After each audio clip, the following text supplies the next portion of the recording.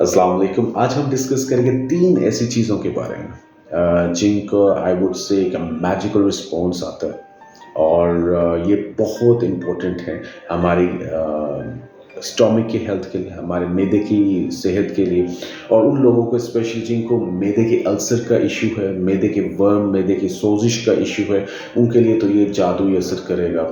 और see the difference before and after using these 3 things.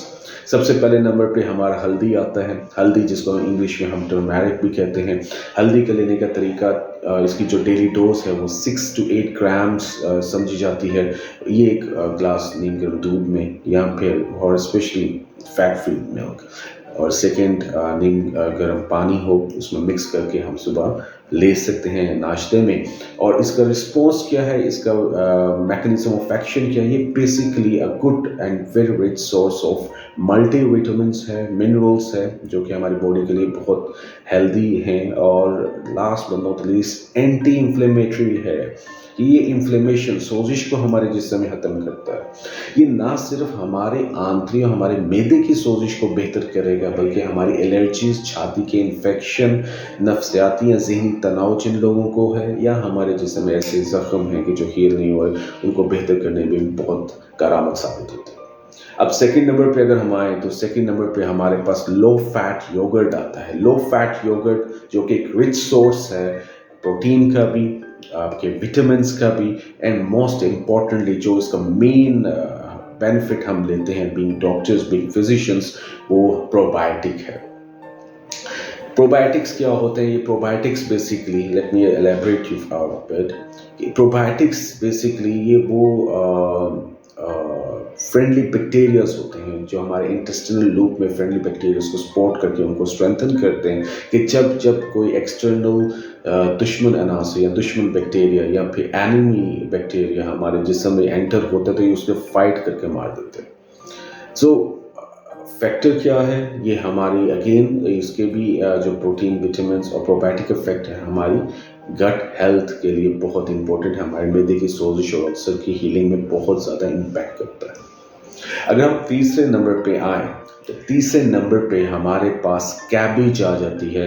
Cabbage जिसको उर्दू में हम बंद गोभी भी कहते हैं। ये बंद गोभी जिसके बारे में आजकल बहुत वीडियोस बन रही हैं, बहुत इंफॉर्मेशन दी जा रही है कि इसको इस्तेमाल करिए, मैदे के लिए बहुत अच्छा है, बहुत कारामद साबित होता है उन लोगों को जिनको मैदे के अल्सर का या वर्म का या मैदे की तकलीफ रहती है या पेट का फुलाव रहता है या उन लोगों के लिए भी जिनको इंडाइजेशन का मसला रहता है, क्योंकि इसकी तासीर ठंडी होती है। इसको हम स्मूदी के तौर पे भी इस्तेमाल कर सकते हैं, कुक करके भी या पका के भी खाया जा सकता है। अब ये एक रिच सोर्स है कैबेज जिसको बंद गोभी कहते हैं। ये एक रिच सोर्स है हमारे पास विटामिन के का, विटामिन सी का और फाइबर्स का।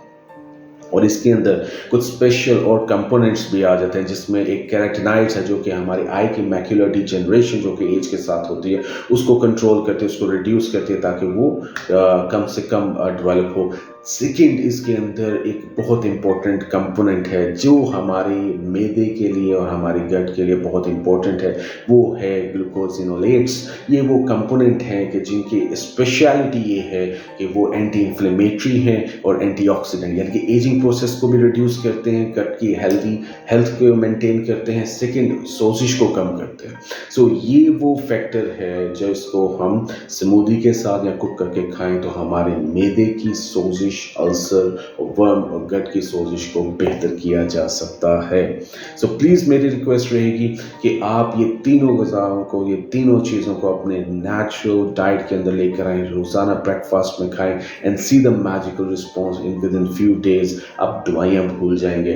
मेरा नाम डॉक्टर उमराब शरीफ है और मैं कंसल्टेंट फैमिली फिजिशियन हूँ। Thank you very much. अल्लाह हाफिज़। अल्लाह के